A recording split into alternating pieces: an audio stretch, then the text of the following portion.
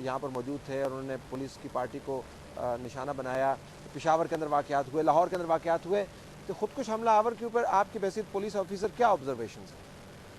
Sir, इसमें मेरी अपनी ऑब्जर्वेशन ये है कि, और ये प्रोफेशनल असेसमेंट है मेरी, कि इसके दो स्ट्रेटजीज़ हो सकती हैं। एक प्रिवेंटिव साइड की स्ट्रेटजीज़ है और एक डिटेक्शन साइड की स्ट्रेटजीज़ हैं। प्रिवेंटिव साइड में जब भी कांटेक्ट में आएंगे उनको रोकने के लिए, तो लाजमी तौर पे नुकसान होगा, उसकी कॉस्ट बेयर करनी पड़ेगी, चाहे वो ह्यूमन कॉस्ट हो या चाहे कोई फिजिकल बैरियर के साथ वो टकरा के करे, लेकिन उसकी प्रिवेंटिव साइड पे कॉस्ट लाजमी तौर पे होगी, चाहे वो 4 बंदे हों 5 हों, ये लाजमी तौर पे होगा। लेकिन मैं समझता हूँ उसका जो सही मानों में सॉल्यूशन है वो यही है कि इसकी डिटेक्शन की जाए, इसके नेटवर्क तक पहुँचा जाए और उस नेटवर्क को बस्ट किया जाए। क्योंकि जब एक आदमी तय कर लेता है कि मैंने अपनी जान देनी है, तो देयर इज़ नो वे, और ये यूनिवर्सली एक्नॉलेज बात है कि उसको रोकने का कोई तरीका नहीं है।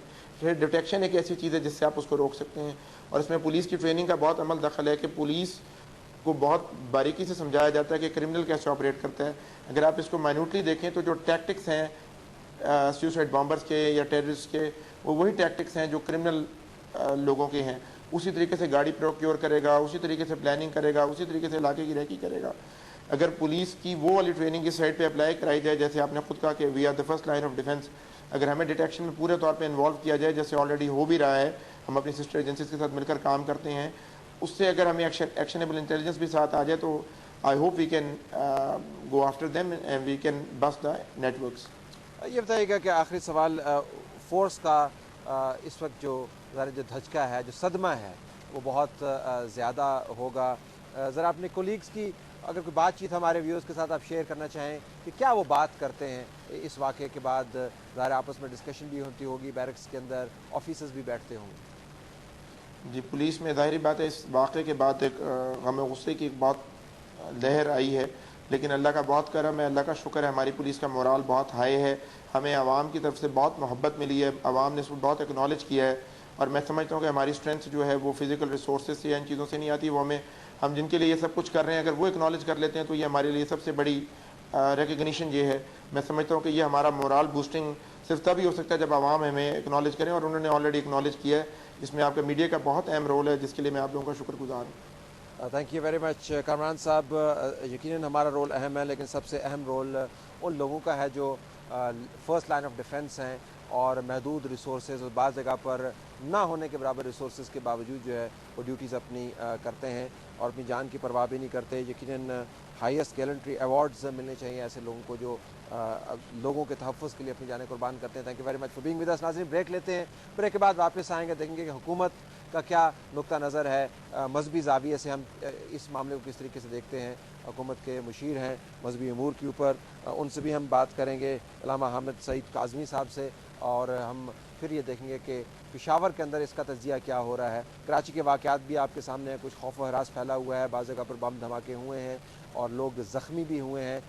पाकिस्तान के बॉर्डर के उस पार अफ़गानिस्तान के अंदर कल हिंदुस्तान की एम्बेसी के ऊपर ख़ुदकुश हमला हुआ है। तो लगता है कि तमाम का तमाम रीजन जो है वो इन हमलों की जद में है, लेकिन ये तमाम मामला जुड़े हुए नहीं हैं। अपनी हर एक मुल्क के अपने मारूजी हालात हैं जिसकी वजह से ये हो रहा है। और स्टे ट्यून्ड, हम वापस आएंगे और चंद एक ज़ाविया आपके सामने और रखेंगे।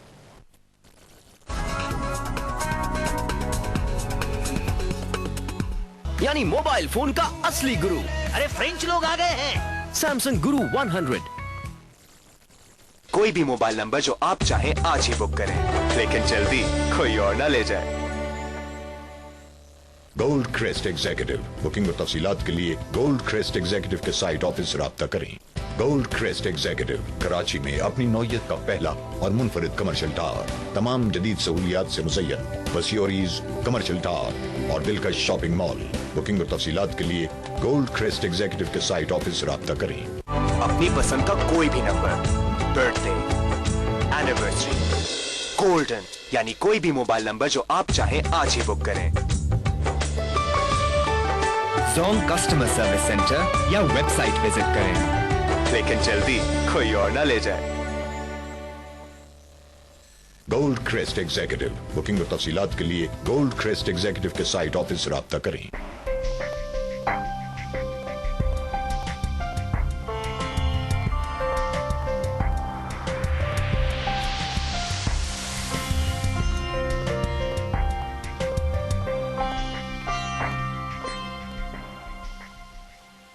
गोल्ड क्रेस्ट एग्जीक्यूटिव बुकिंग और तफसीलात के लिए गोल्ड क्रेस्ट एग्जीक्यूटिव के साइट ऑफिस राब्ता करें। कोई भी मोबाइल नंबर जो आप चाहें आज ही बुक करें, लेकिन जल्दी कोई और ना ले जाए। यानी मोबाइल फोन का असली गुरु। अरे फ्रेंच लोग आ गए हैं। सैमसंग गुरु 100।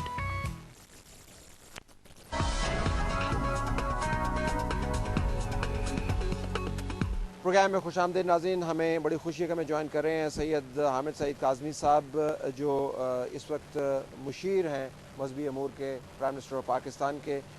हमें ज्वाइन करने का बहुत शुक्रिया हामिद साहब। इस्लामाबाद के वाक़े को मैं जानना चाहूँगा, हुकूमत के अंदर क्या इस मामले के ऊपर बहस हो रही है?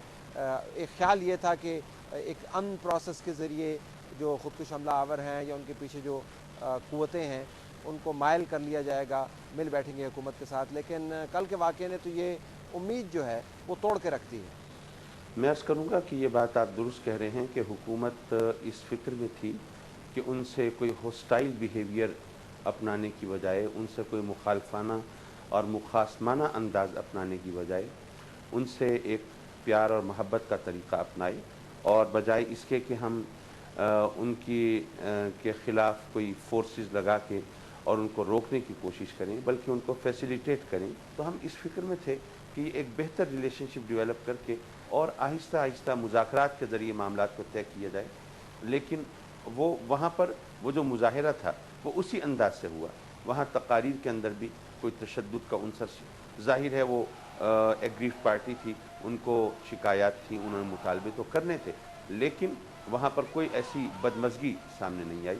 लेकिन अभी वो पूरी तरह ख़त्म नहीं हुआ था कि यहाँ पर ये खुदकुश हमला सामने आया, और वो भी उसके बिल्कुल करीब, और फिर ये पुलिस पर एक तरह से टारगेट किलिंग थी।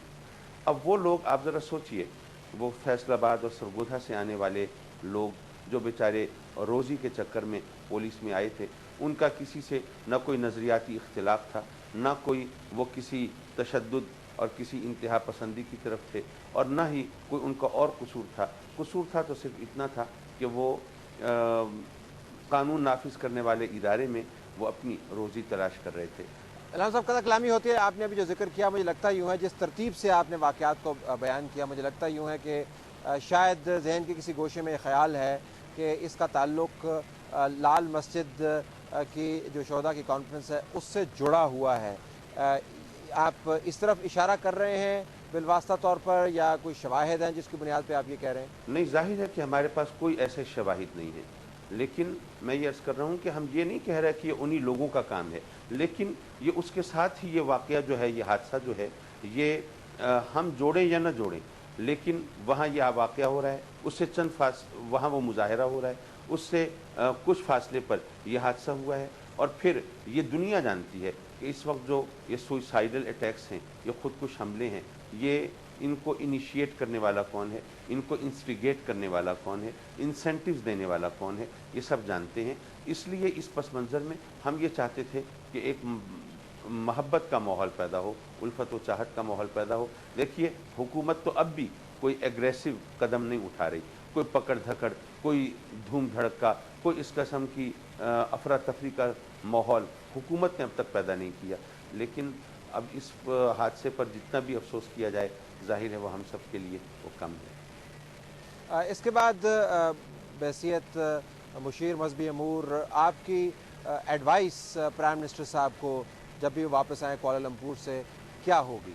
मैं उनसे यही दरख्वास्त करूँगा कि वो लोग जो कि मायूस हो रहे हैं पाकिस्तान में निज़ाम इंसाफ से, वो जो मायूस हो रहे हैं पाकिस्तान की हुकूमतों के हवाले से, ये सोच कर कि यहाँ पर इस्लाम की तरफ कोई रग़बत नहीं है और इस्लाम के हवाले से जो हुकूमतें हैं वो लेजिस्लेशन की तरफ नहीं जाएंगी, निफाज़ शरीयत की तरफ नहीं जाएंगी।